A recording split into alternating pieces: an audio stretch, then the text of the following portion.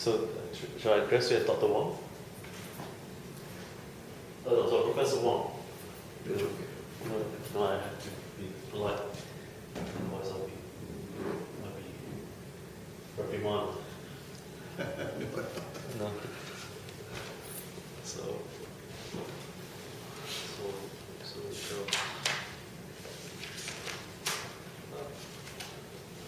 So we'll just look at the camera for a few seconds. And then after that, I'll just turn to you and we just have a conversation. Then we talk to each other. Yeah, that's right. Okay. Conversation, and then that's it. You tell me when. Yes. So we'll begin right now.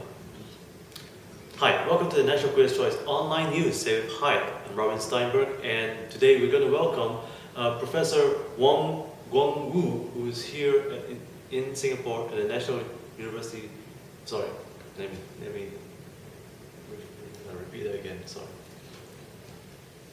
Hi, welcome to the National Critics' Choice Online News Say with Hyatt. My name is Robin Steinberg, and here we want to welcome Professor Wang Gungwu, who is actually the assistant chairman to the National University of Singapore for the Lee Kuan Yew School of Public Policy. Professor Wang has been an accomplished historian, and in fact he specialized in Chinese history itself, particularly the Chinese diaspora.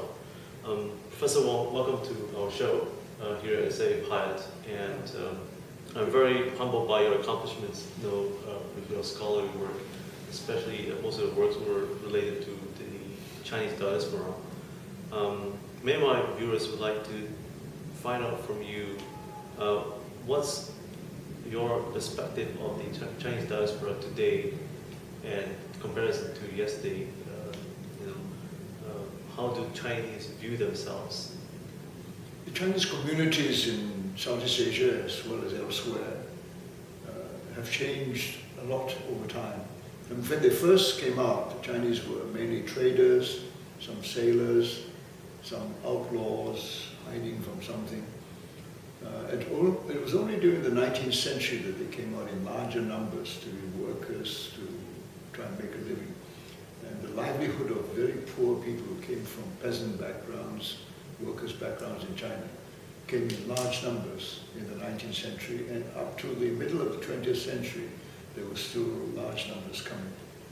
But in the last decade or two, maybe 2 decades or so, the Chinese are leaving China in a very different way.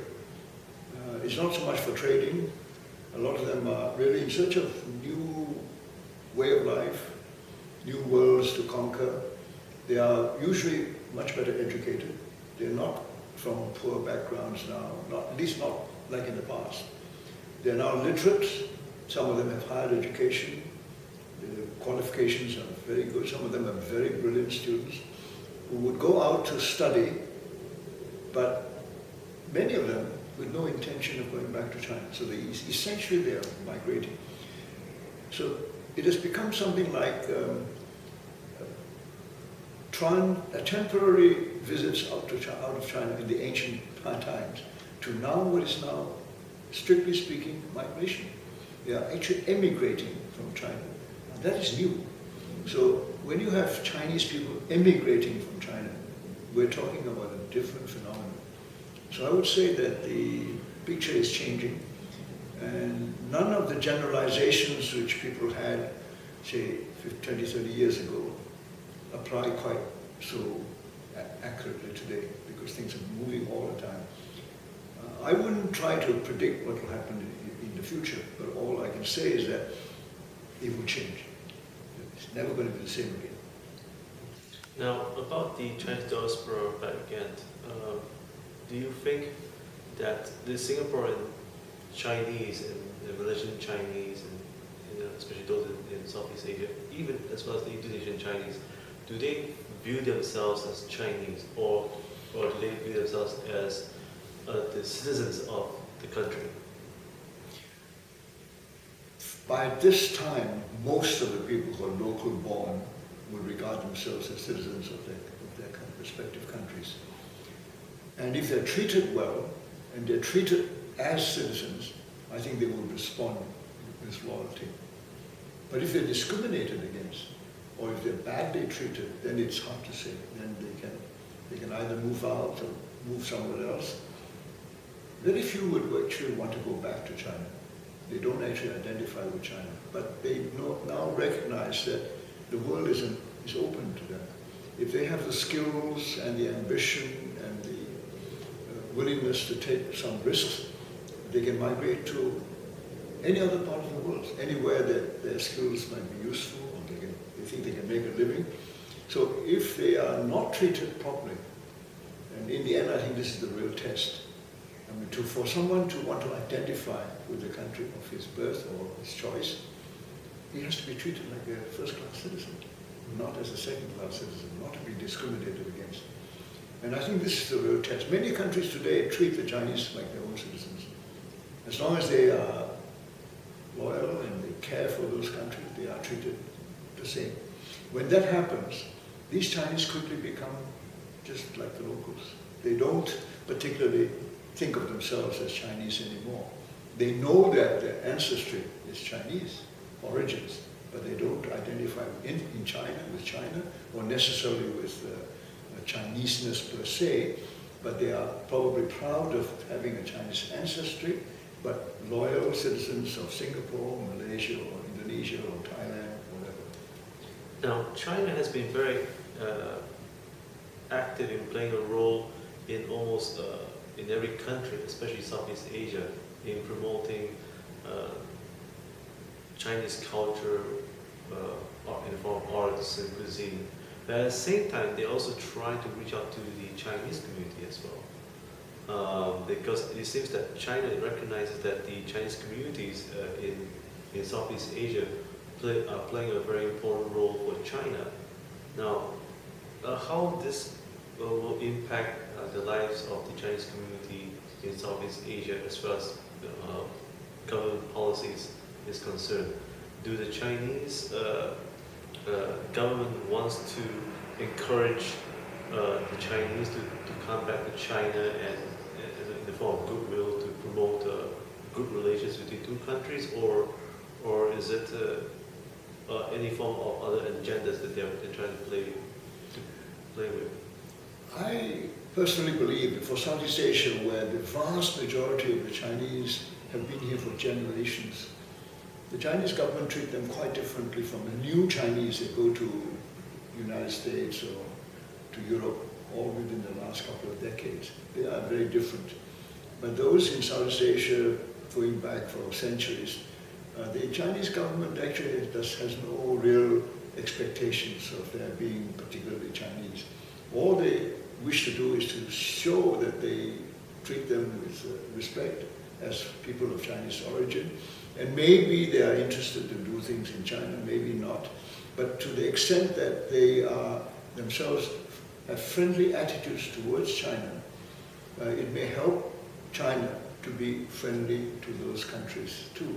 So for example, if those of Chinese origins are doing very well in countries in Southeast Asia, and they have influence, and they believe that good trading relations, good economic relations, friend relations between their countries and China is good for everybody, then that's something that both the governments of their country as well as China would welcome, because I think everybody wants peace and prosperity. That's unanimous, I think, no question about that. Nobody wants conflict, nobody wants to go to war. So anything that would help to bring peace and bring goodwill between countries, between peoples, I think would be welcome to everybody.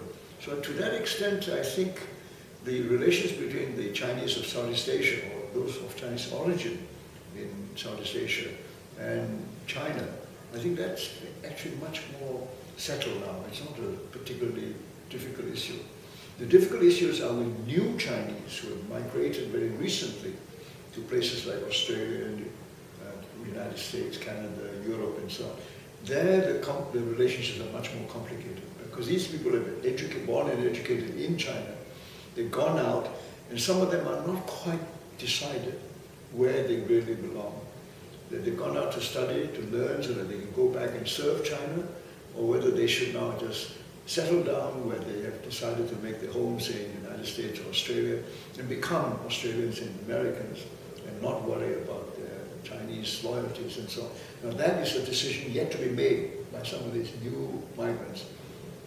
But if you talk about Southeast Asia, I think that situation doesn't apply to the majority of those who have been here for generations. Another question about your scholarly work. Many are intrigued and ask, why Chinese diaspora? What actually drives you the real passion in studying the Chinese diaspora's history? Well, I mean, you spend your life doing so. Well, that's not the only thing I studied. Frankly, I came to the field as a historian of both China and Southeast Asia. My earliest work was Chinese history and the relationship between China and the peoples of Southeast Asia. That was what interested me. But because I was born in Southeast Asia and I grew up among Southeast Asians, including Chinese and non-Chinese, because the subject became more and more important, people paid attention to it, I became curious to understand the subject myself. But that's not what I set out to study. But as I began to pay attention, I realized that my knowledge of Chinese history and my knowledge of Southeast Asian history was a great help to understand the Chinese of Southeast Asia. So then I started to write about them from the perspective, on the one hand, of a Southeast Asian understanding of what these Chinese communities are like, and at the same time looking at Chinese history to see where these Chinese communities connect with China through history. When did they come? Why did they come? Why did they stay? What are the reasons for the way they are developing as communities? What they've become? For example, many of them have become very loyal citizens of the countries where they have made their homes. And after 2 or 3 generations, they've intermarried, they have taken up other people's religions, other people's customs and habits, they learn other people's languages. Many of the Southeast Asians of Chinese descent, for example, speak the native languages of Southeast Asia better than they speak Chinese. In fact, many of them don't even know Chinese. If you look around Southeast Asia, I would say today, the majority of the people of Chinese descent in Southeast Asia don't speak or read Chinese. Singapore is very exceptional, because it has a Chinese majority in the country. But that's a unique, there's only place in the world outside of China where this is so. So Singapore is not typical. If you look around the other countries in Southeast Asia, I think you will find that it's true, especially among the younger generation. They've gone to national schools, they've learned had all their basic education in Bahasa Malaysia or Indonesia, in Thai or Vietnamese or Burmese or in the case of the Philippines, both English and Tagalog. Perfectly comfortable. Amazing. And is it important for the Chinese to understand the history of China and also the history of themselves in Southeast Asia? Do you think it's important for every Chinese, especially the new generation, to understand this the way you understand it? Oh, I don't think I should compare that. I mean, I belong to a different generation. But let me put it this way. Today, I think with the economic transformations that you can see in China and the importance of Chinese economic development to Southeast Asia as a whole, I would say that all intelligent adults in Southeast Asia should take an interest in what is happening in China.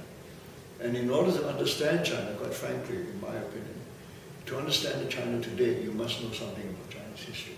Because otherwise you cannot understand why the Chinese are what they are like today. Knowledge of Chinese history will give you an understanding of the kind of China that will develop in the future. I think it gives you some insight. So every Southeast Asian that is interested in the development of Southeast Asia, the leaders of Southeast Asia, for example, the educated people of Southeast Asia, I think should take an interest in what is happening in China and know Chinese history. So it's not just to the Chinese. I think everybody in Southeast Asia, it's the biggest country next to Southeast Asia, and it is developing. And it can't help being such a big country and economically increasingly influential. It can't help being of importance to Southeast Asia, whether in terms of investment or in terms of political influence. the security and peace and war in the region, China is bound to be involved. So anybody who cares for Southeast Asia should pay attention to what's happening in China, to try and understand it. It's not a question of being fearful or suspicious, but just to understand it, so that you know what to do when you're dealing with China, when you learn about China.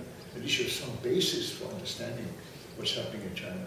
I think what would be a great pity is if you simply show no interest and just listen to, just read what the media says or what people will say in very general terms, and cannot distinguish between what is bias and what is true.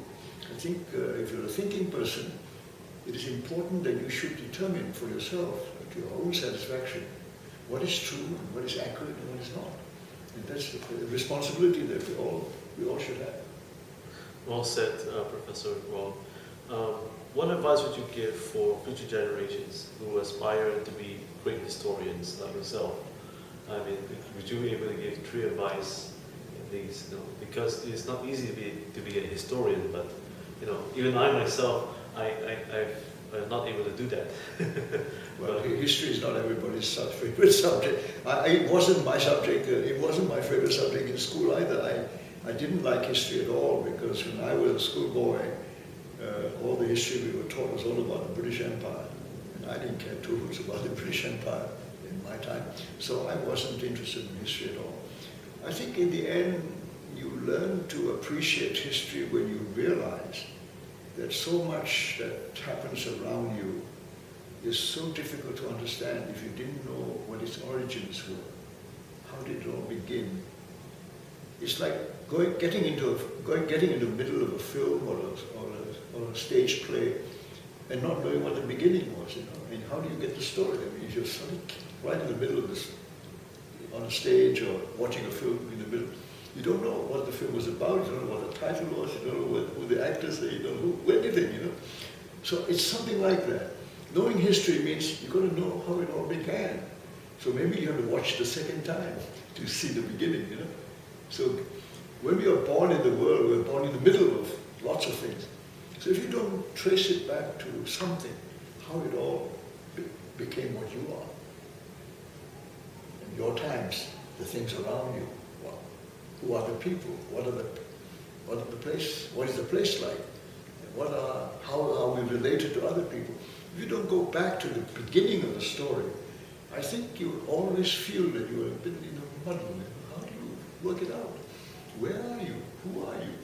So it is in that context that I came to be interested in history. I was curious. I suddenly found myself in the middle of the story without knowing the plot. I had to go back and find out how it all began. And then I have some idea where I belong in the story. And maybe I have some idea how it might end, for me anyway. Very well said, Professor Wang, and thank you for joining us here at the National Critics' Choice. And we will continue to look for more of your work in the coming future and many good years ahead of you. And I'm Robin Steinberg. Thank you for joining me here at Safe Hyatt. And please keep in touch with us on our website or the YouTube channel. And once again, thank you for watching. Thank you. Thank you. Was that all right? Yeah, it was all right. Yeah, I think I talked too much, too long. I should have been shorter. For this one, it's